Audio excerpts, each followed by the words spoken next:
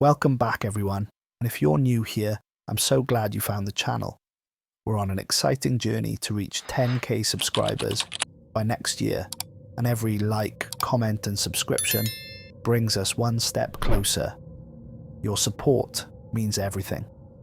Now, let's jump into today's video. Mark Daniels stepped through the door of his apartment, kicking off his shoes with a practiced motion. The late afternoon sun filtered through half-drawn blinds, casting long shadows across his modest living space. At 29, Mark had settled into the comfortable routine of suburban life in Maple Creek. His one-bedroom apartment wasn't luxurious, but it was his. Walls adorned with framed vintage movie posters, a bookshelf overflowing with graphic design references, and a coffee table perpetually cluttered with sketches and coloured pencils. He dropped his messenger bag by the door and headed straight for the kitchen. The blinking light on his ancient answering machine caught his eye, a relic he kept out of nostalgia rather than practicality. The message was from Ellie, his best friend since college. "Mark, just checking if we're still on for dinner Saturday. I found this amazing new Thai place. Call me back when you're done being antisocial with your sketch pad." Her laughter punctuated the end of the message, warm and familiar. Mark smiled to himself as he microwaved leftover pasta. Ellie had been his constant through the years, through failed relationships, job changes, and his gradual retreat into the comfortable solitude of his creative pursuits. She understood his need for space, but never let him disappear completely. As he ate dinner on his second-hand couch, Mark flipped through channels on his TV, a flat screen with questionable picture quality that had seen better days. The colours were off, bleeding into one another during dark scenes, and sometimes the audio would desynchronize for no apparent reason. He'd been meaning to replace it for months. "Piece of junk," he muttered, tossing the remote aside after finding nothing worth watching. Through the thin walls of his apartment, he could hear the muffled sounds of his neighbour, Theo Jacobs. The man was an enigma, somewhere in his 40s with wild salt and pepper hair and intense eyes that seemed to look through you rather than at you. Mark had first met him 3 months after moving in, when Theo knocked on his door at 11 p.m. to warn him about the electromagnetic disturbances in the building. Since then, their interactions had been limited to awkward elevator rides and occasional hallway conversations where Theo would share his latest conspiracy theory. Tonight, it sounded like Theo was rearranging furniture again, a habit he indulged in at least once a month. Mark had once asked him about it, and Theo had launched into a 20-minute explanation about optimal feng shui for psychic reception. Mark's phone buzzed with a text from his boss. "Client loved your concepts. Meeting pushed to Monday. Enjoy the long weekend." A rare 3-day weekend stretched before him. Mark leaned back against the couch cushions, considering his options. He could catch up on freelance projects, binge-watch that new streaming series everyone was talking about, or finally tackle the growing pile of books on his nightstand. Instead, an impulse struck him. The weekend was the perfect opportunity to find a replacement for his dying television. He'd start tomorrow with the thrift stores. Mark had always preferred things with history, with character, something that wasn't mass-produced and identical to what everyone else owned. Little did he know that this simple decision would lead him down a path from which there would be no return. Friday morning greeted Mark with golden autumn sunlight and a gentle breeze. After a quick breakfast and 2 cups of coffee, he set out on his mission, a list of second-hand stores and pawn shops in hand. The first 3 yielded nothing of interest, just the usual assortment of outdated flat screens with missing remotes and suspicious dark spots in the corners. It was nearly 4 in the afternoon when Mark pushed open the door to Forgotten Treasures, a thrift store he had never noticed before, despite having lived in Maple Creek for years. A bell jangled overhead, announcing his arrival to a seemingly empty shop. The interior was dimly lit, thick dust particles dancing in the few beams of light that managed to penetrate the grimy windows. Shelves stretched from floor to ceiling, packed with an eclectic assortment of items that seemed to span decades.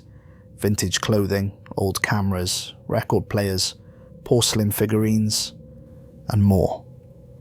The air smelled of old books, mothballs, and something else Mark couldn't quite identify. Something almost metallic. He navigated through narrow aisles, careful not to disturb precariously balanced stacks of magazines and vinyl records. In the back corner of the store, partially hidden behind a velvet curtain, he found the electronics section. Most of the items were outdated beyond usefulness. Massive car phones from the 80s, computer monitors with enormous backs, tangled nests of obsolete charging cables. But there, sitting on a wooden table by itself, was a television that immediately caught Mark's attention. It was a CRT model with a wooden cabinet, probably from the late 1980s, with dials rather than buttons and rabbit ear antennas folded neatly on top. The screen was surprisingly large for its era, and despite the layer of dust covering it, the glass seemed pristine. A faded label on the side read Jasper Electronics in an elegant script Mark didn't recognize from any major brand. "She's a beauty, isn't she?" Mark startled at the voice. A man had appeared beside him without making a sound. He was tall and gaunt, with deeply set eyes that seemed too dark in the store's dim lighting. His grey hair was slicked back, revealing a high forehead lined with age. The name tag pinned to his burgundy vest read Jasper. "I didn't hear you come up," Mark said, trying to mask his unease. The man, Jasper, smiled, revealing teeth that were just a bit too perfect, too white. "I move quietly. Comes from years of handling delicate treasures." He gestured towards the television. "This particular model is special. One of the last Jasper Electronics ever produced before the company disappeared." "Jasper Electronics," Mark repeated. "I've never heard of them." "Few have. They were ahead of their time." Jasper ran a pale, long-fingered hand along the wooden cabinet. Superior picture quality, innovative circuit design. This model in particular, the J1000, was their crowning achievement. Mark leaned closer, intrigued. "Does it still work?" "Oh yes," Jasper replied, his voice dropping to almost a whisper. "It works perfectly. Better than you might expect." He straightened up. $15. "And it's yours." "15?" Mark echoed, surprised. "That seems really cheap for a vintage piece like this." Jasper's smile didn't quite reach his eyes. "Let's just say I'm more interested in finding the right owner than making a profit. This television, it deserves to be appreciated." Something about the man's intensity made Mark uncomfortable, but the television genuinely interested him. It was unique, a conversation piece, and even if it didn't work, it would look great in his living room. "I'll take it," Mark decided. As Jasper rang up the purchase, his movements precise and deliberate, he fixed Mark with an unblinking stare. "Enjoy it while it lasts," he said, handing over the receipt. "What do you mean?" Mark asked. "All good things come to an end," Jasper replied cryptically. "All shows must conclude, but I suspect you'll find this one particularly enlightening." Before Mark could ask further questions, Jasper disappeared through a door behind the counter, leaving him alone with his purchase. With some effort, Mark lifted the surprisingly heavy television and carried it out to his car. On the drive home, he couldn't shake the feeling that he'd made a significant choice, though he couldn't possibly have understood just how significant it would prove to be. Saturday morning found Mark wrestling with the television in his living room. He cleared space for it on his entertainment center, carefully dusting off the wooden cabinet and polishing the screen until it gleamed. The setup proved more challenging than expected. The ancient coaxial connections confused him at first, and he had to search online for a proper adapter to connect it to his cable box. By early afternoon, sweat beading on his forehead, Mark finally had everything connected. He stepped back, admiring the vintage television nestled among his modern equipment. There was something oddly satisfying about the anachronism, like finding an antique pocket watch still keeping perfect time. "Moment of truth," he muttered, pressing the power button. For several seconds, nothing happened. Then, with a soft hum and a flicker, the screen illuminated. Static danced across it, accompanied by a gentle hiss. Mark adjusted the rabbit ears, surprised when the static resolved into a crystal-clear picture, much clearer than his modern TV had ever produced. He flipped through channels, marveling at the vibrant colours and sharp images. Cable news, cooking shows, sports, everything looked somehow enhanced, more vivid than it should have been on such old technology. Mark spent the rest of the afternoon channel surfing, oddly captivated by the experience. As evening fell, he ordered pizza and opened a beer, settling in for a movie marathon on his new acquisition. He texted Ellie, "Rain check on dinner. Found an amazing vintage TV. You've got to see this thing." Her reply came quickly. "Only you would ditch dinner for a TV older than we are. Tomorrow night instead." Mark agreed and turned his attention back to the screen. Somewhere around midnight, drowsy from beer and a full stomach, he began mindlessly flipping through channels. The images blurred together. Commercials, late-night talk shows, infomercials. Then, something strange happened. The channel changed to what looked like a local news broadcast, but Mark didn't recognize the anchor. The woman was reporting on a car accident, a red sedan colliding with a blue pickup truck in front of Miller's Grocery, the local supermarket. The report showed emergency services attending the scene, a shaken elderly man being helped from the sedan, and a younger woman from the pickup being loaded into an ambulance. Mark frowned. The footage seemed unusually high definition for a local station, and the timestamp in the corner read 10:17 a.m. Obviously, tomorrow's date. Must be a replay from earlier, he thought, though he couldn't recall hearing about any accident that day. Too tired to puzzle it out, Mark switched off the television and headed to bed, the strange broadcast already fading from his mind as sleep claimed him. Sunday morning dawned bright and clear. Mark woke late, the sunlight streaming through his blinds and painting golden stripes across his bedroom wall. After a lazy breakfast and 2 cups of coffee, he remembered he needed groceries and decided to make a trip to Miller's. He was approaching the store around 10:15, waiting at the intersection for the light to change when a chill ran down his spine. Across the street, pulling into the parking lot of Miller's Grocery, was a red sedan driven by an elderly man. From the opposite direction, a blue pickup truck with a young woman at the wheel was turning into the same lot.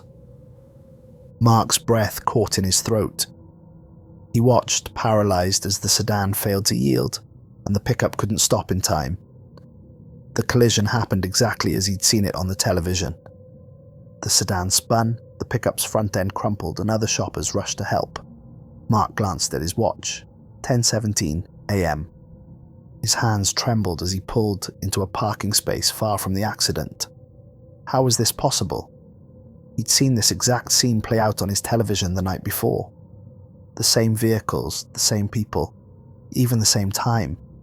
It couldn't be coincidence. The details were too precise, too perfect in their replication.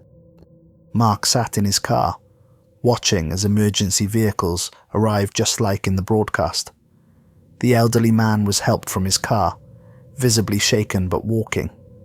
The young woman from the pickup was placed on a stretcher, conscious but clearly in pain. He drove home without buying anything, his mind racing with possibilities. Had he dreamed the broadcast? Was he experiencing déjà vu? Or had he somehow seen the future? The question haunted him as he paced his apartment. Finally, he turned the television on again, half expecting to see another premonition. For hours, it behaved like any normal TV, showing regular programming, without anything unusual. Then, around dusk, while watching a documentary about marine life, the screen flickered. The program dissolved into static for a moment before resolving into what looked like security camera footage of the lobby in Mark's apartment building. He recognized the ugly patterned carpet and the fake potted plant by the mailboxes. In the grainy footage, Mark saw himself collecting mail, checking his watch, and then being approached by Theo, his eccentric neighbour. They appeared to have a brief conversation before Theo handed Mark a small package. The timestamp read 9:05 a.m., tomorrow's date. Mark switched channels frantically, but the image persisted for several seconds before fading back to the documentary. Heart pounding, he turned off the TV and stepped away from it, trying to make sense of what he'd just witnessed. If the television had correctly predicted the car accident, did that mean this interaction with Theo would also happen? Was he glimpsing actual future events? The possibilities made his head spin. To test his theory, Mark set an alarm for 8:55 the next morning. He would deliberately avoid the lobby at the time shown in the vision. If nothing happened, he could dismiss the whole thing as coincidence or imagination. If something did happen, well, he wasn't sure what that would mean. Sleep evaded him that night, his dreams filled with flickering images and static. Monday morning, Mark awoke to his alarm with a sense of purpose. He decided to stay in his apartment past 9:05, deliberately avoiding the lobby to test his theory about the television's predictions. At 8:50, his phone rang. It was his boss. "Mark, sorry to bother you so early. The client moved up their deadline and needs the final mock-ups today. Could you email them over by noon?" The unexpected work request derailed Mark's plans. After promising to deliver the files, he realized he needed to print and sign a release form that was sitting in his mailbox. The building manager had mentioned dropping it off over the weekend. Cursing under his breath, Mark glanced at the clock, 9:01. He hurried down to the lobby, trying to convince himself that he wasn't following the script of a predetermined future. As he sorted through his mail, finding the expected envelope, he checked his watch, 9:04. A chill ran down his spine as he heard the elevator ding behind him. "Morning, neighbour," Theo's familiar voice called out. Mark turned slowly, watching as his eccentric neighbour approached, exactly as shown in the television's vision. Theo was dressed in his usual eclectic style, today a tweed jacket over a vintage concert t-shirt, his wild hair barely contained by a bandana. "Got something for you," Theo continued, seemingly oblivious to Mark's discomfort.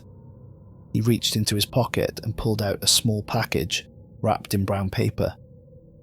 "Delivery guy left this at my door by mistake yesterday. Your name was on it."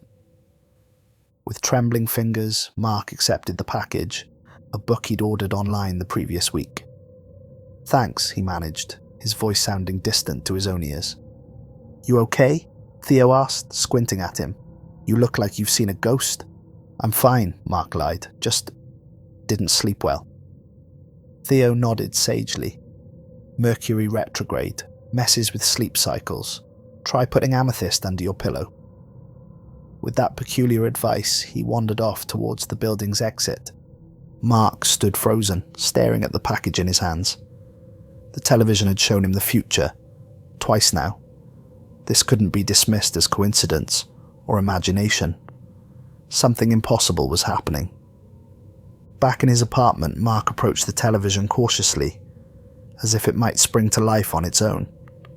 The wooden cabinet seemed to gleam despite the dull morning light, the screen dark and reflective like a still pool of water. He resisted the urge to turn it on, focusing instead on his work deadline. Throughout the day, however, his thoughts kept returning to the television's mysterious predictions.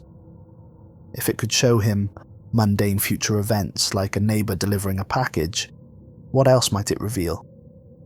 The possibilities were both thrilling and terrifying. By evening, curiosity overcame caution. Mark turned on the television, half expecting another vision to appear immediately. Instead, normal programming played for hours as he watched intently, waiting for any sign of abnormality. It happened during a commercial break, around 10 p.m. The screen flickered, static rolling across it momentarily, before resolving into a clear image. Mark walking down Maple Street, bending to pick up what looked like a $50 bill from the sidewalk.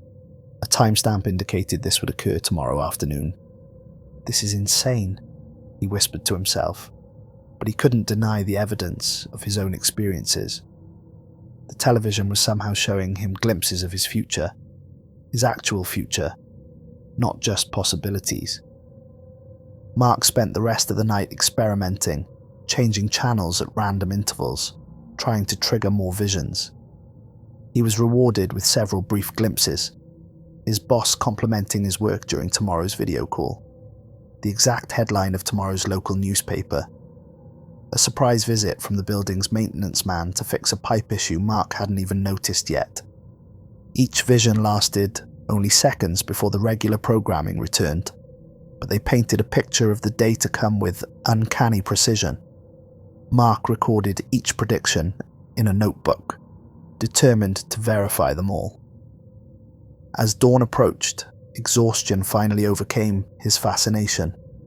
He fell asleep on the couch, the television still on, displaying nothing but normal shows, as if it had shared enough secrets for one night.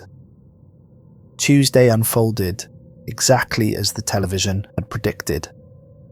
Mark aced his morning meeting, with his boss using the exact phrases from the vision to compliment his work. The local paper's headline matched what he'd seen. At 2:17 p.m., walking down Maple Street, he found a $50 bill half hidden beneath a fallen leaf, just as shown. When the maintenance man knocked on his door at 4:30, explaining about a leaking pipe in the ceiling that could damage Mark's apartment if left unchecked, Mark simply nodded, no longer surprised. Each confirmation both thrilled and unsettled him. The television's predictions were perfect, not a single detail out of place. Mark began to see the potential advantage this gave him. With foreknowledge of even minor events, he could position himself to benefit, to appear prescient, to avoid inconveniences. That evening, he sat before the television with renewed purpose, notebook in hand. As regular programming played, he waited patiently for the telltale flicker that preceded visions. This time, when the screen shifted, something was different. The static lasted longer, with strange red undertones pulsing through it. The image that emerged was darker, more ominous. Flames engulfing the apartment building across the street, fire trucks with lights flashing, residents huddled outside in nightclothes, faces illuminated by the hellish glow. The timestamp showed 3:14 a.m., just hours from now. Mark's exhilaration turned to horror. This wasn't a trivial event he could use to his advantage. People could be hurt, or worse, he had to do something. Without hesitation, he grabbed his phone and called the fire department, reporting a gas smell coming from the building across the street.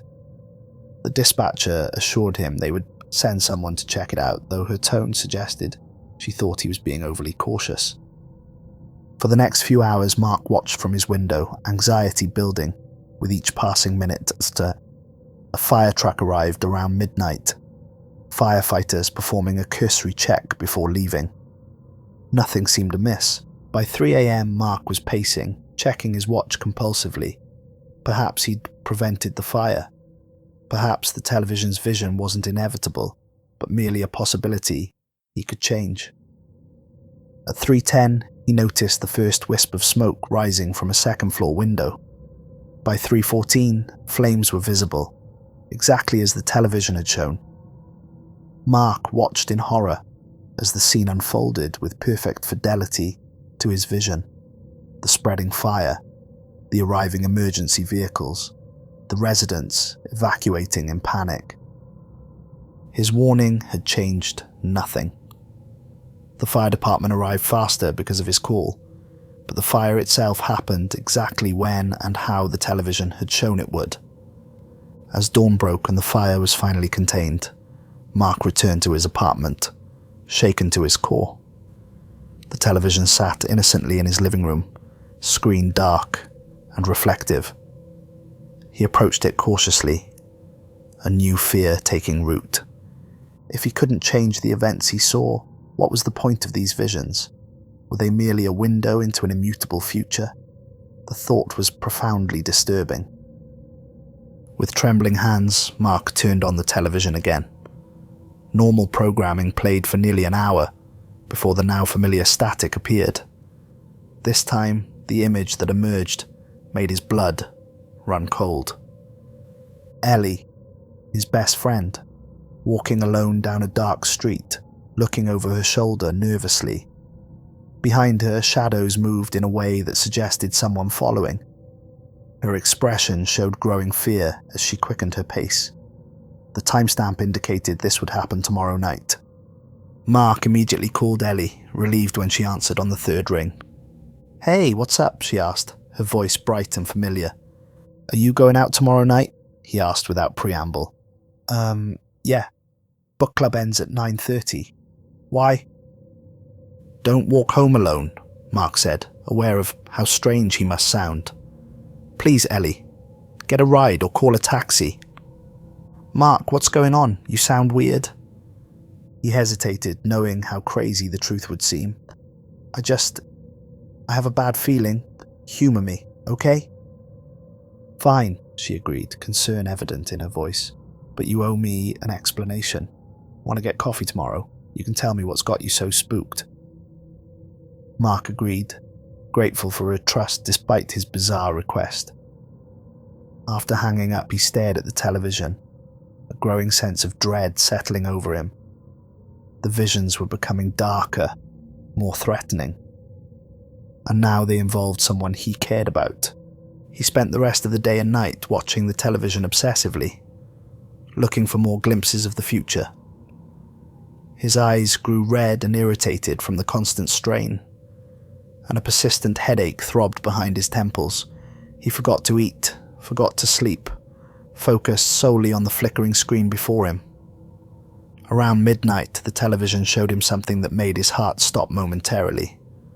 A brief image of himself, behind the wheel of his car, blood streaming down his face, a dark figure standing over him, looking directly at the camera, with eyes that seemed to glow in the darkness. The vision was gone as quickly as it appeared, but it left Mark paralyzed with fear. Something terrible was coming. Something that targeted not just strangers or peripheral acquaintances, but Mark himself. And possibly Ellie too. He needed to understand what was happening. He needed to find out more about this television, about Jasper Electronics, about the strange man who had sold it to him. With shaking hands, he finally turned off the television and collapsed into bed, exhausted beyond measure but too frightened to sleep deeply.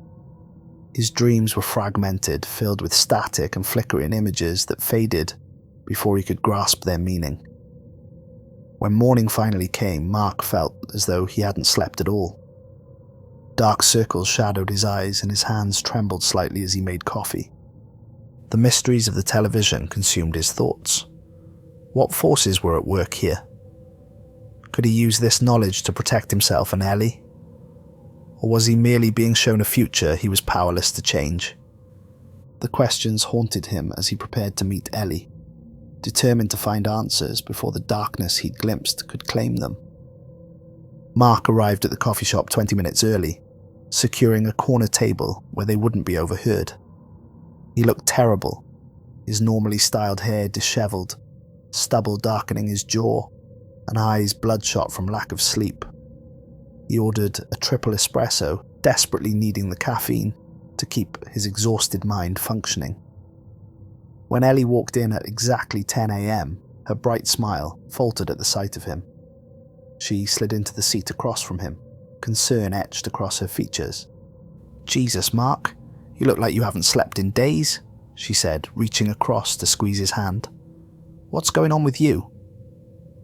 Mark had rehearsed what to say during his sleepless night, knowing how insane the truth would sound. "If I tell you something completely crazy, do you promise to hear me out before deciding I've lost my mind?" Ellie's eyebrows rose, but she nodded slowly. "Of course, you're scaring me a little, but I'm listening." Taking a deep breath, Mark recounted everything. Finding the television, the first vision of the car crash, the subsequent predictions, his failed attempt to prevent the apartment fire, and finally the disturbing images of Ellie being followed and himself bloodied in his car. Throughout his explanation, Ellie's expression shifted from concern to disbelief to worry. When he finished, she sat in silence for a long moment, stirring her untouched latte. "Mark," she finally said, her voice gentle but firm, "have you considered that you might be experiencing some kind of episode? Maybe stress-induced hallucinations or something?" "I knew you wouldn't believe me," Mark sighed, running a hand through his already messy hair. "But Ellie, I saw the accident at Miller's before it happened. I knew Theo would give me that package. I found that $50 bill exactly where the TV showed me. Or maybe you saw news about the accident and forgot, and the rest is coincidence combined with suggestion," Ellie countered. "The human mind loves to find patterns, even where none exist." "What about the fire? I called it in before it happened. You said yourself they checked and found nothing initially. Maybe you smelled something subconsciously or saw signs nobody else noticed." Mark's frustration mounted. He needed her to believe him, needed someone to validate that he wasn't losing his grip on reality. "Fine, let me prove it to you. Come over tonight. Watch the TV with me. See the visions for yourself." Ellie hesitated, torn between concern for her friend and skepticism about his claims. "Okay," she finally agreed. "I'll come over. But Mark, if this is what I think it is, you need to promise me you'll talk to someone professional. This level of paranoia isn't healthy."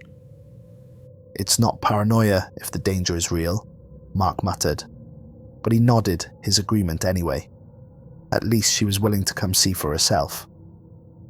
After finishing their coffee, Mark hugged Ellie tightly before they parted ways. "Just promise me you won't walk alone tonight, vision or no vision." "I promise," she assured him, patting his cheek affectionately. "Get some rest before I come over, okay? You really do look terrible." Instead of resting, as Ellie had suggested, Mark drove straight to the public library. If the television truly showed the future, he needed to understand how and why. His search began with Jasper Electronics. The library's computers yielded little information. No major electronics company by that name had ever existed, at least not in any digital records. Frustrated, Mark approached the reference librarian, an older woman with steel-grey hair and cat-eye glasses. "Excuse me, I'm looking for information about a company called Jasper Electronics. They made televisions, probably in the 1980s. Do you have any resources that might help?" The librarian frowned thoughtfully. "Digital records don't go back that far for smaller companies. Let me check our microfiche archives and old business directories." 30 minutes later, she called Mark over to a reading room where she'd set up a microfiche reader. "I found something, though it's not much. This is from a 1989 industry magazine." Mark peered at the small article displayed on the screen. "Jasper Electronics closes amid controversy." The small but innovative television manufacturer Jasper Electronics closed its doors permanently last month following the unexplained deaths of 3 senior engineers and founder Raymond Webb.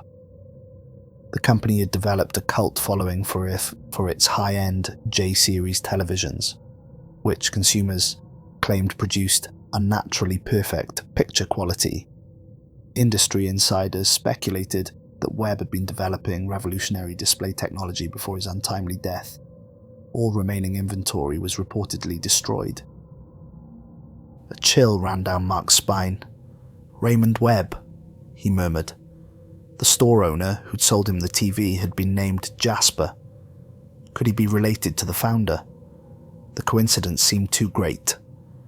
"There's one more thing," the librarian said, sliding over a photocopy of a newspaper clipping. "This is from the local paper, same time period."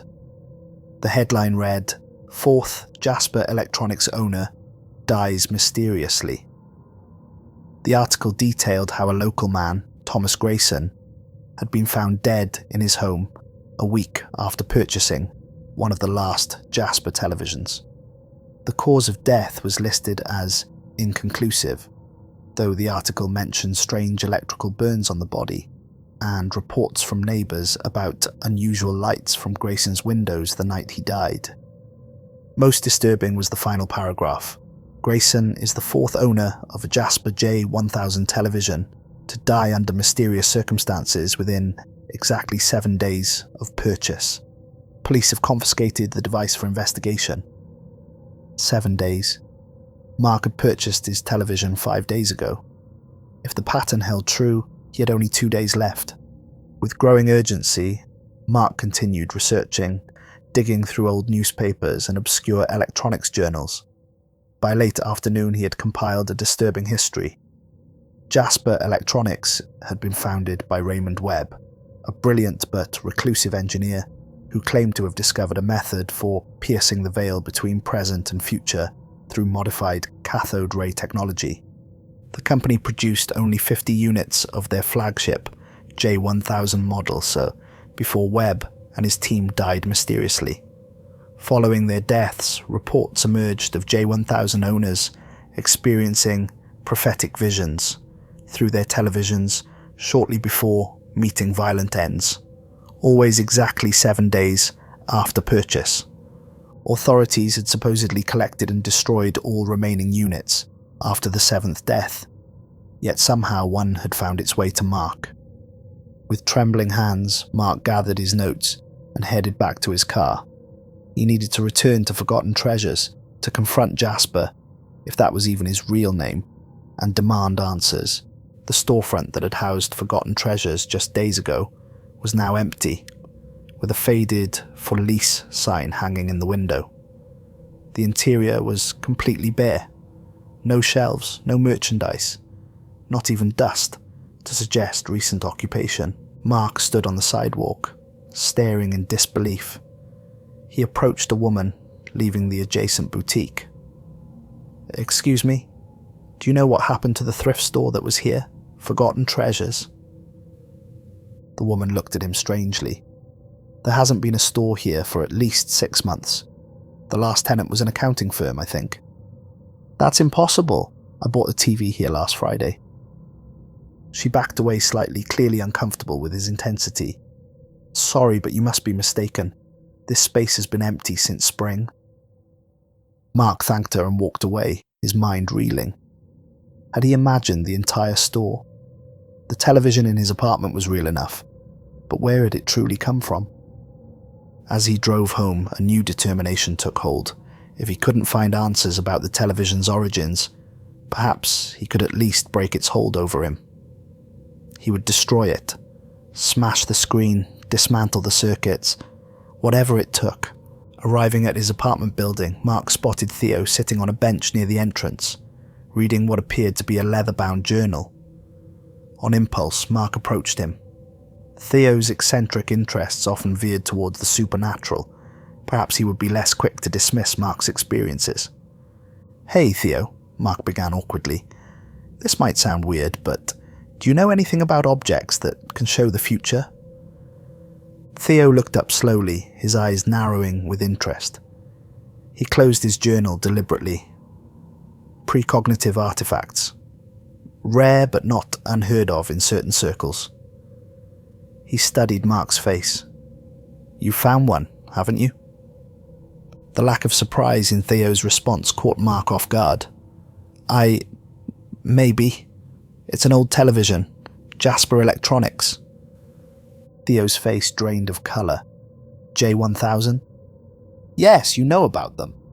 Looking around nervously, Theo lowered his voice. "Not here. Come to my apartment in an hour. Bring nothing from that television, no parts, no pictures, just yourself." Before Mark could respond, Theo hurried inside, leaving him standing alone with more questions than answers, but a glimmer of hope that someone might actually believe him. Mark spent the hour pacing his apartment, deliberately avoiding looking at the television. It sat silent and dark in his living room, yet somehow it seemed to have a presence that filled the space, a malevolent awareness that made the hair on the back of his neck stand up. At the appointed time, he made his way to Theo's apartment on the floor above his. The door opened before he could knock. "Did anyone see you come here?" Theo asked, peering past Mark into the hallway. "I don't think so. Theo, what's going on?" Theo ushered him inside and locked the door, engaging multiple deadbolts and a chain. The apartment beyond was nothing like Mark had imagined. Where he'd expected chaos and clutter, there was meticulous organization. One wall was covered entirely with newspaper clippings, photographs, and index cards, all connected by coloured strings. Another held bookshelves filled with volumes on paranormal phenomena, quantum physics, and fringe science. "I've been tracking objects like your television for years," Theo explained, leading Mark to a small sitting area. "Items that bend reality, that operate outside the normal laws of physics. Most are hoaxes or have mundane explanations. The J1000 is different." He pulled a thick folder from a nearby cabinet and spread its contents across the coffee table. Mark recognized some of the articles he'd found at the library, along with many others he hadn't seen. Raymond Webb wasn't just an electronics engineer, Theo explained, pointing to a photograph of a severe-looking man with piercing eyes. He was deeply involved in experimental research, combining technology and occult practices. The prevailing theory is that he discovered a way to create a tear in space-time using specific electromagnetic frequencies. "That's impossible," Mark objected. "That's science fiction." "Is it any more impossible than a television showing you the future?" Theo countered. Webb believed that time isn't linear but simultaneous, all moments existing together like pages in a book. His technology doesn't predict the future. It simply allows you to peek at pages ahead of where you're currently reading. Mark leaned forward, examining the documents. "But why do the owners die after 7 days?" Theo's expression darkened. "That's the cost. The tear in space-time is unstable. It creates a connection between the viewer and what Webb called entities from beyond the veil. These entities show you glimpses of your future in exchange for something. Something. Your life force, your soul, your connection to this reality, whatever you want to call it. The visions are a prelude to collection. The entities are grooming you, making you dependent on the foreknowledge, binding you to the television. On the 7th day, they come through completely and take what they're owed." Mark felt a chill run through him. As crazy as it sounded, it aligned with his experiences. The increasingly addictive nature of the visions, his growing obsession, the darkening nature of what he was shown. "How do you know all this?" he asked. Theo hesitated before rolling up his sleeve, revealing a jagged scar running from wrist to elbow. "Because I owned one, 5 years ago. I destroyed it on the 6th day, nearly died in the process. But I survived. I've been researching them ever since, trying to understand what Webb created and how to stop it. So I can destroy it. Break the connection." "It's not that simple," Theo warned. "These televisions have defenses. They resist destruction. And the entities on the other side, they don't give up their claimed victims easily."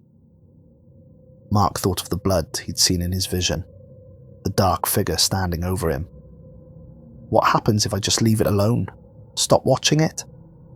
"Too late for that. Once the connection is established, ignoring it doesn't break it. The entities will still come on the 7th day." Theo gathered the papers back into the folder. But there might be a way to sever the connection. A ritual Webb was working on before he died. A way to close the tear and banish the entities back to their realm. Hope flared in Mark's chest. "Do you have it? This ritual?" "Parts of it. I've been piecing it together for years. It's dangerous, and I've never had a chance to test it." Theo fixed Mark with an intense stare. "But if you're willing to try, it might be your only chance." Mark thought of the alternative, waiting for whatever grisly fate the television had shown him, potentially putting Ellie in danger as well. "I'll do it, whatever it takes." Theo nodded grimly. "Then we start tonight. But first, You need to understand exactly what we're dealing with. The entities communicate through the visions.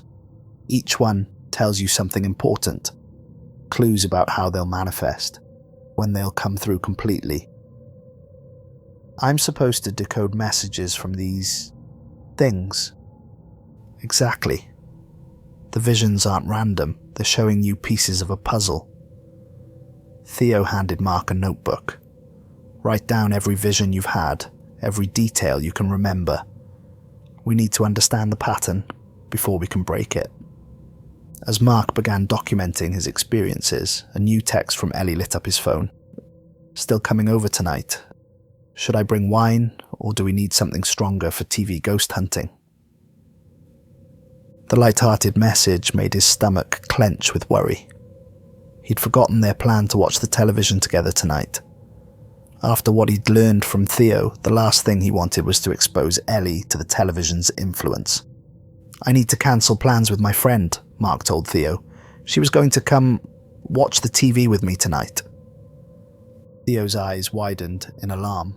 No, that's the worst thing you could do. If she's already involved, if you've told her about the visions, she could be in danger too. The entities might already see her as connected to you. What are you saying? The vision you saw of her being followed. That's not a coincidence. Anyone close to the owner becomes a potential target, especially if they know about the television. The entities isolate their victims, eliminating potential help. Mark's blood ran cold as he remembered the vision of Ellie walking alone, shadows moving behind her. Then, what do? I can't put her in danger. Bring her here instead, Theo decided, where we can protect her. Tell her nothing about what we've discussed. Let her think you're humouring her skepticism. The less she engages directly with the television or knows about its true nature, the safer she'll be. Reluctantly, Mark texted Ellie with the change of plans, claiming a plumbing issue in his apartment. As he continued documenting his visions for Theo, the gravity of his situation settled over him like a shroud. He was in a race against time, with not just his life but possibly Ellie's hanging in the balance. And somewhere in his apartment, the television waited. Its screen dark for now, but its connection to something beyond human understanding, growing stronger with each passing hour. Ellie arrived at Theo's apartment shortly after 7, a bottle of wine in one hand and a skeptical expression firmly in place. She'd met Theo only in passing before and clearly found his intensity off-putting. Her eyes widened as she took in the wall of connected clippings and esoteric books. Wow, when you said your neighbour was interested in unusual phenomena, you weren't kidding, she whispered to Mark as Theo busied himself in the kitchen. Just keep an open mind, okay? Mark pleaded. Theo knows a lot about this stuff. By this stuff, you mean your supposedly prophetic TV? Ellie raised an eyebrow. Mark, I'm worried about you. This isn't like you at all. Before Mark could respond, Theo returned with 3 glasses of water, conspicuously ignoring the wine Ellie had brought. I've prepared a viewing area where we can safely observe the television's behaviour, he announced, gesturing towards an interior room. The viewing area turned out to be Theo's study, where he'd set up a complex arrangement of mirrors allowing them to see into Mark's apartment through the building's air shaft. Mark's television was visible in the reflection, still turned off. You want us to stare at Mark's TV through a periscope setup? Ellie asked incredulously. Why don't we just go to his apartment? Proximity increases risk of entanglement, Theo explained matter-of-factly. This allows observation with minimal exposure. Ellie shot Mark a look that clearly communicated her assessment of Theo's sanity, but she sat down on the offered chair. So what now? We just wait for it to spontaneously show the future. The phenomenon typically manifests between dusk and midnight, Theo replied, checking his watch. Mark, when did you last see a vision? Last night around midnight. 2 visions, Ellie being followed and me in some kind of accident. Ellie shifted uncomfortably. And you really believe you saw me in danger? I know what I saw, Mark insisted. Someone was following you after your book club. That's why I asked you not to walk home alone." The three settled in to watch, Theo taking meticulous notes while Mark explained the television's typical behaviour patterns. Ellie remained silent, her initial skepticism gradually giving way to concern as she observed the intensity of Mark's belief and Theo's scholarly approach to the situation. As the hours passed without any unusual activity from the television, tension in the room grew. Mark became increasingly agitated, pacing and checking his watch repeatedly. "It should have shown something by now," he muttered. "It's never gone this long without a vision." "Perhaps it senses our observation," Theo suggested. "These entities are intelligent. They might be adapting their strategy." Ellie stood up, stretching. "Or maybe it's just a normal TV with some weird reception issues and you've both worked yourselves into a state over nothing." As if triggered by her words, the system of mirrors suddenly reflected a change in Mark's apartment. The television had turned on by itself, static filling its screen with angry, red undertones. "There!" Mark pointed frantically. "It's starting!" Even Ellie fell silent as they watched the static resolve into a clear image. Mark's building, viewed from the street. The timestamp showed 3:17 p.m. tomorrow. As they watched, a dark-coated figure entered the building, face obscured by a hood. The scene shifted to the building's stairwell, where the same figure ascended purposefully. Then another shift, the figure standing outside a door. Mark's door. A final shift showed Mark opening the door, his expression changing from normal to horror as the figure revealed what it had been concealing beneath the coat. The vision ended there, dissolving back into normal programming, a late-night talk show as suddenly as it had appeared. "Oh my God," Ellie whispered, her face pale. That wasn't normal television." "Now do you believe me?" Mark asked, his voice tight with vindication and fear. Ellie nodded slowly, visibly shaken. "What was that person carrying? Did you see?" "No," Mark admitted. "The vision ended too soon." Theo was already furiously writing in his notebook. "This confirms my theory. The entities are escalating their approach. They're showing a direct threat now, someone coming for you specifically, Mark." "But who?" Ellie asked. "And why?" Theo closed his notebook with a snap. "Not who, what.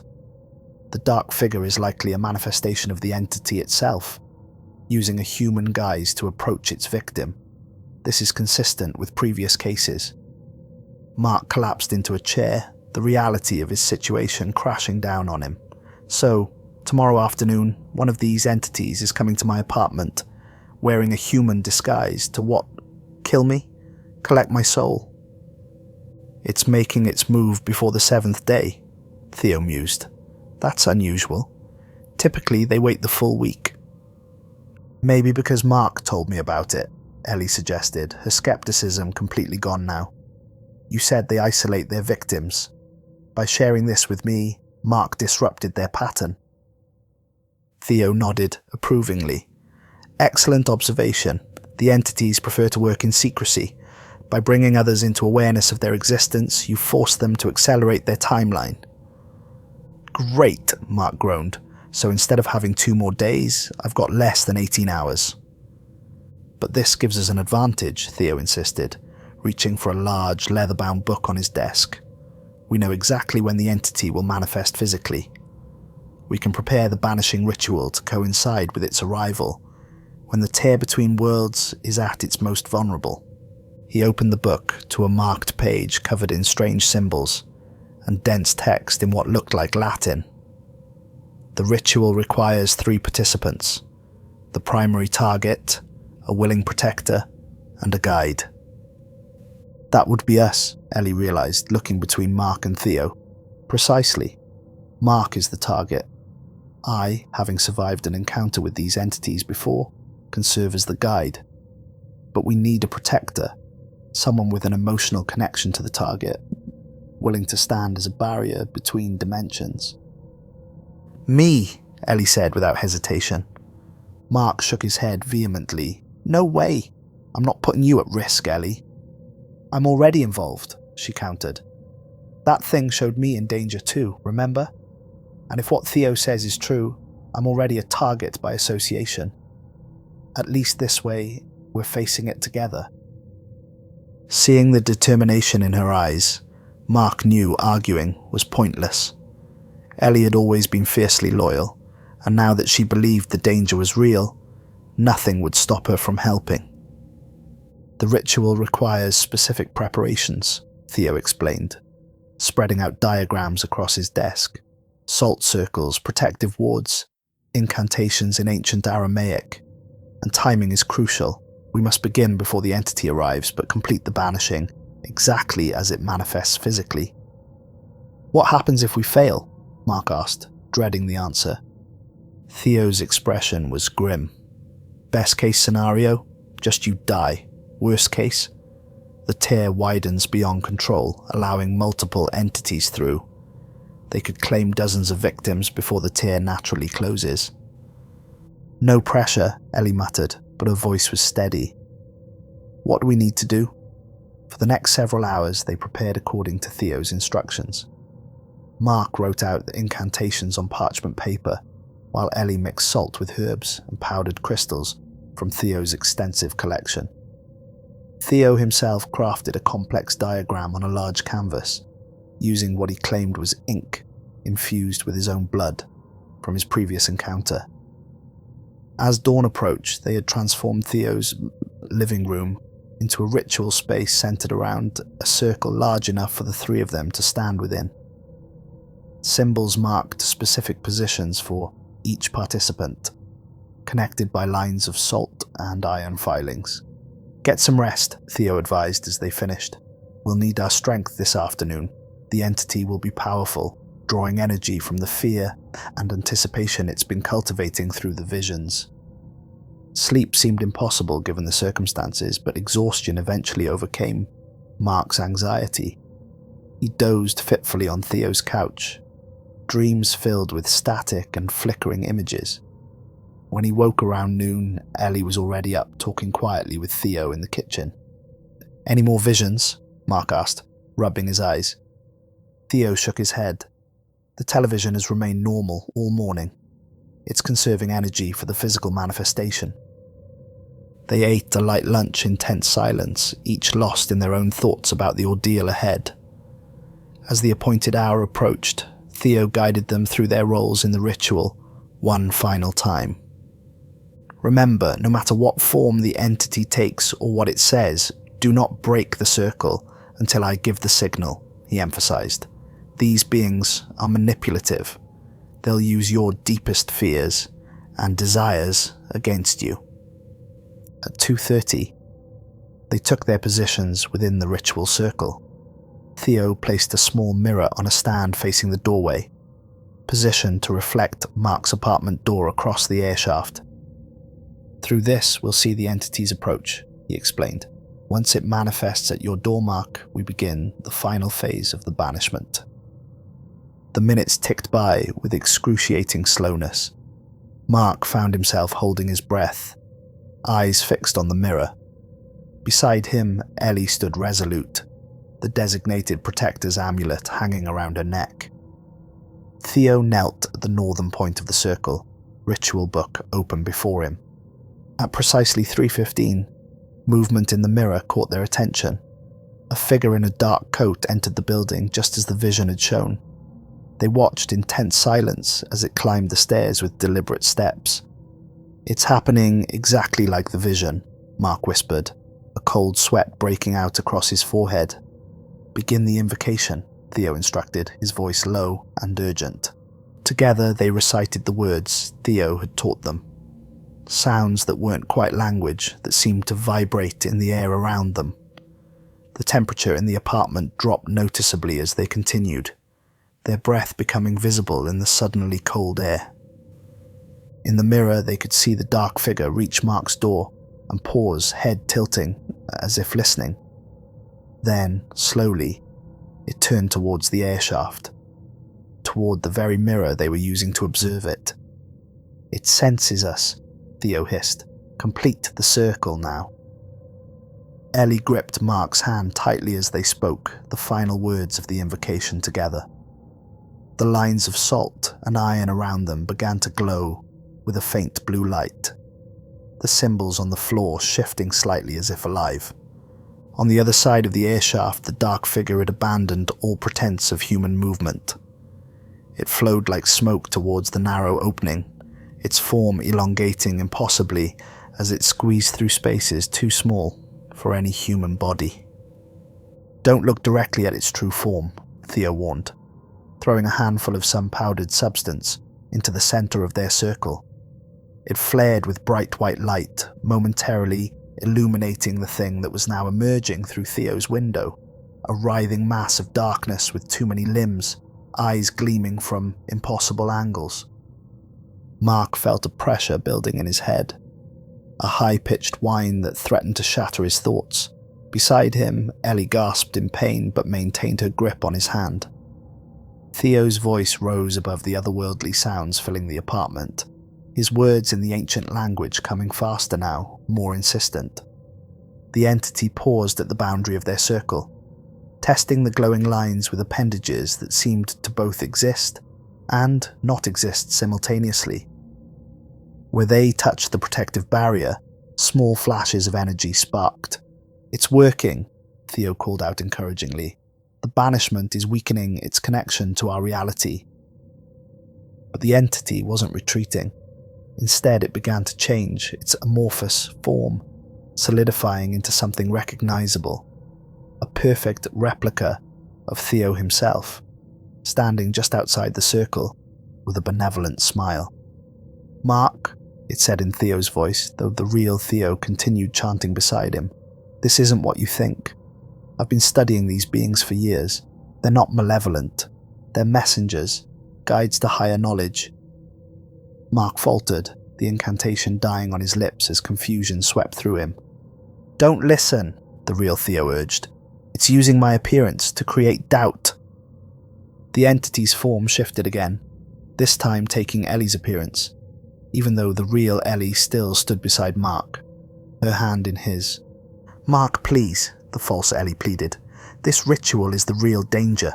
Theo has been manipulating us. He wants the television's power for himself." "Maintain the circle," Theo shouted as the real Ellie tightened her grip on Mark's hand. "I'm right here," she assured him. "That thing isn't me." The entity, seeing its deception fail, abandoned subtlety. Its form dissolved into roiling darkness again, pressing against the barrier with increasing force. The glowing lines flickered as it assaulted their protection from all sides simultaneously. "It's breaking through," Mark cried out, watching cracks appear in the blue light. "We need to complete the banishment now," Theo said grimly, flipping to the final page of the ritual book. "Both of you, repeat after me, no matter what happens."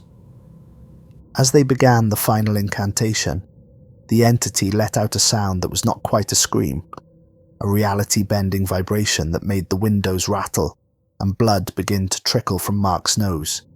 Yet they continued, voices joining in a cadence that seemed to push back against the darkness. The entity made one final, desperate attempt to break their resolve. It took the form of Mark himself, but bloodied and broken as he had appeared in the vision from the television. "This is your future," it hissed in Mark's voice. "Accept it. Fighting only makes the pain worse." Mark faltered again, staring into his own dying face. For a moment, the inevitability of fate threatened to overwhelm him. What if the television's visions couldn't be changed? What if this ritual was merely delaying the inevitable? "Mark," Ellie's voice cut through his doubt, her hand squeezing his painfully. "Look at me. Not at that thing." He turned to meet her gaze, finding strength in her unwavering determination. "Finish it," she commanded. "Together." Drawing a deep breath, Mark joined his voice with hers, and Theo's, completing the final words of the banishment. As the last syllable echoed in the apartment, the entity convulsed violently. The darkness comprising its form began to fracture, light pouring through the cracks like sunbeams through storm clouds, with a sound like reality itself tearing, the entity imploded, collapsing into a singularity that hovered momentarily in the centre of the room before shooting toward the window and disappearing into the airshaft. The glowing lines of their protective circle flared blindingly bright, then faded to dull ash. The oppressive cold dissipated, warmth returning to the room as if a window had been closed against a winter storm. For several moments, none of them moved or spoke, afraid to believe it was truly over. Then, across the airshaft, Mark's television exploded in a shower of glass and sparks visible through the window. "Is it gone?" Ellie finally whispered, her voice hoarse from the ritual. Theo slowly rose to his feet, visibly exhausted but triumphant. "The tier has been sealed, the connection broken." He placed a hand on Mark's shoulder. "You're free." Mark released a breath he felt like he had been holding for days. "What about the other visions? Ellie being followed, my accident?" "Potential futures that no longer have power," Theo explained. The television was creating self-fulfilling prophecies, manipulating events to ensure its visions came true. Without its influence, those specific futures dissolve. Ellie sank onto the couch, the adrenaline that had sustained her finally ebbing. "I owe you both an apology. Especially you, Mark. I should have believed you sooner." "You believed me when it counted," Mark assured her, sitting beside her. His entire body ached with exhaustion, but the constant fear that had gripped him since Sunday was finally gone. Theo began methodically cleaning up the ritual components, storing some items in labelled containers while burning others in a small brass bowl. The entity has been banished, but there's still the matter of the television's remains. We need to ensure it can never be reconstructed or salvaged. "I thought it exploded," Ellie pointed out. "The physical components may be damaged, but objects like these have ways of reconstituting themselves," Theo explained. "We need to separate the pieces and dispose of them properly. Salt, running water, consecrated ground and flame." Mark nodded, understanding the necessity. "So this isn't quite over yet." "The dangerous part is," Theo assured him, "what remains is precaution." He paused, studying Mark thoughtfully. "You should know. Your encounter with this entity may have changed you in ways that aren't immediately apparent." "What do you mean?" "Those who survive contact often develop a sensitivity to other paranormal phenomena. You might notice things others don't. Patterns in seemingly random events, objects with unusual properties, places where reality seems thinner." Mark thought about how his life had been irrevocably altered in less than a week. "Is that a blessing or a curse?" "Both," Theo replied honestly, "but you'll never be caught unprepared again." He gestured to his wall of research. "And you won't be alone in understanding what lies beyond conventional reality." As evening fell, the three of them ventured across to Mark's apartment to collect the remains of the television. They worked methodically, placing each piece in separate containers according to Theo's instructions. The wooden cabinet, once so elegantly crafted, was now blackened and split. The picture tube had shattered completely, tiny shards of glass embedded in the opposite wall. Most disturbing were the circuit boards, which still hummed faintly with residual energy when touched. These Theo handled with particular care, using tongs to place them in a lead-lined box. "We'll dispose of everything tomorrow," he decided. "For tonight, we should rest. The ritual took more from each of us than you might realize." Mark surveyed his apartment, the place that had been his sanctuary before the television had turned it into something sinister. "I don't think I can sleep here tonight. Not yet." "Stay at my place," Ellie offered immediately. "The guest room is always made up." That night, in the safety of Ellie's apartment, Mark finally slept deeply and dreamlessly for the first time in days.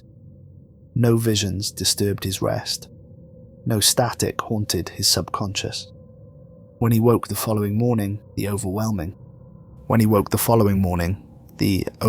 sense of dread that had become his constant companion had lifted. Sunlight streamed through unfamiliar curtains, and for a moment, Mark allowed himself to simply exist without fear. The smell of coffee drew him to Ellie's kitchen, where he found her already dressed and reading news on her tablet. "How do you feel?" she asked, pushing a mug toward him. Mark considered the question carefully. "Like I've been holding my breath for days and finally remembered how to breathe." He sipped the coffee gratefully. "What about you? You were incredible yesterday." Ellie shrugged, though her eyes betrayed lingering concern. "Honestly, I'm still processing everything. 2 days ago I thought you were having some kind of breakdown. Now I've seen..." She trailed off, struggling to find words for the entity they'd confronted. "Something that shouldn't exist," Mark finished for her. "Exactly." She set down her tablet. "Theo texted. He wants us to meet him at noon to finish what we started. Apparently there's a specific disposal ritual for each piece of that thing." By midday, they had joined Theo at the riverbank outside town. He'd arrived early, preparing 4 separate stations along the water's edge, each with different materials for the disposal of the television's remains. "The cabinet goes first," Theo instructed, handing Mark a small axe. "Break it into splinters, then we burn it with these herbs." Mark approached the task methodically, reducing the once elegant wooden housing to fragments. As he worked, he noticed something carved into the inner panel, a series of symbols similar to those used in their protective circle. "Webb built the banishing ritual into the television itself," Theo observed, examining the markings. "A failsafe, perhaps, or a confession." They burned the wooden pieces in a small fire pit, mixing the ashes with salt before scattering them in the flowing river. The glass fragments were next dissolved in a caustic solution, before being buried in a small hole lined with protective herbs. The metal components required more elaborate treatment, each piece submerged in holy water, then sealed in separate clay containers that Theo had inscribed with protective sigils. These they buried at different locations along the riverbank, far enough apart to prevent any chance of reconstitution. Last was the circuit board with its unnaturally resilient energy. For this, Theo had brought a special container made of lead and silver. "This goes to a colleague of mine," he explained, "someone with access to more permanent solutions." As they completed the final disposal, Mark felt a subtle shift, as if a door that had been cracked open somewhere in reality had finally clicked shut. The air seemed clearer, the sunlight brighter. "It's done," Theo announced, satisfaction evident in his voice. "The television's influence has been completely severed from this world." They stood in silence for a moment, 3 people bound by an experience that would have sounded insane to anyone else.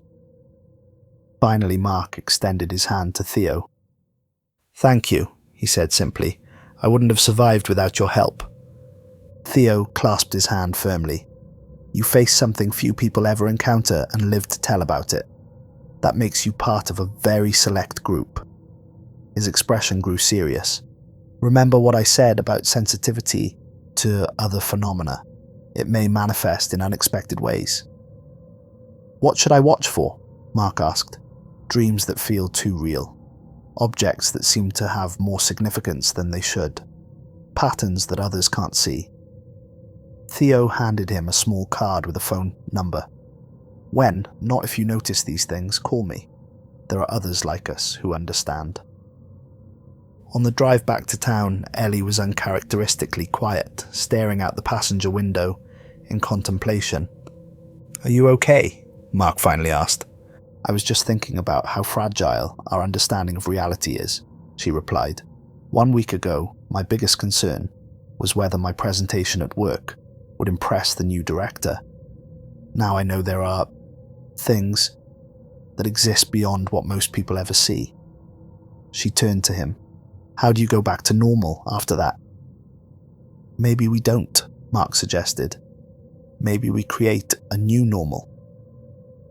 3 months later, Mark sat in his redecorated apartment, sketching idly in his notebook. After the television incident, he'd completely transformed his living space. New furniture, new layout, new energy. The wall where the Jasper television had stood now hosted a bookshelf filled with volumes on parapsychology, folklore and metaphysics, many recommended by Theo. His phone buzzed with a text from Ellie. "Meeting Theo for coffee at 3. He says you'll want to hear about what he found in Boston. Join us." Mark smiled. In the aftermath of their shared ordeal, the three of them had formed an unlikely friendship. Theo had begun including them in his researches, sharing his vast knowledge of the paranormal while benefiting from their fresh perspectives. Ellie, initially the most skeptical, had thrown herself into studying historical accounts of similar phenomena, her analytical mind perfectly suited to separating fact from fiction. As for Mark, the sensitivity Theo had predicted had indeed manifested. He'd begun having dreams that later corresponded to actual events, nothing as dramatic or precise as the television's visions, but significant enough to notice. Objects sometimes seemed to resonate with emotional imprints from previous owners. Places occasionally felt thin or thick, in ways he couldn't quite articulate but unmistakably sensed. Rather than fearing these new perceptions, Mark had embraced them as an expanded awareness of the world's true complexity. His art had evolved too. Clients commented on the newfound depth and resonances in his designs, unaware of the insights informing them. "I'll be there," he texted back to Ellie. Setting aside his sketchbook, Mark glanced at the small frame drawing on his wall, a detailed rendering of the protective circle that had saved their lives, modified into an artistic mandala. It served as both decoration and reminder. Reality was larger and stranger than most people realized, but knowledge brought power, and friendship provided protection against even the darkest forces. The terror of those 7 days had faded, but the lessons remained. Mark had glimpsed behind the veil of ordinary existence and survived. Whatever strange phenomena the future might hold, he would face them with open eyes in the confidence of someone who had already stared down the impossible and lived to tell the tale. Outside his window, a red-tinged sunset painted the sky in familiar hues that might have once reminded him of the television's static. Now he simply appreciated the beauty of the fading light, secure in the knowledge that some doors, once closed, remained sealed, but others had opened within him, leading to a broader understanding of the universe and his place within it. As Mark prepared to leave for coffee with the only two people who truly understood what he'd experienced, he reflected that while the future remained unknowable, that uncertainty now felt like freedom, rather than fear. After all, he'd learned the hard price of foreknowledge, and the value of facing each day as it came, unburdened by visions of what might be. The television was gone, its dark influence banished, but the connection it had inadvertently created between three unlikely allies remained, a testament to the fact that even the most terrifying experiences could yield unexpected gifts if one survived to recognize them. 1 year to the day after destroying the Jasper television, Mark dreamed of a thrift store he'd never seen before, where a young woman with curious eyes examined an old radio bearing a familiar logo. He woke with his heart pounding, reached for his phone, and called Theo without hesitation. Some cycles were meant to be broken. Some warnings needed to be shared.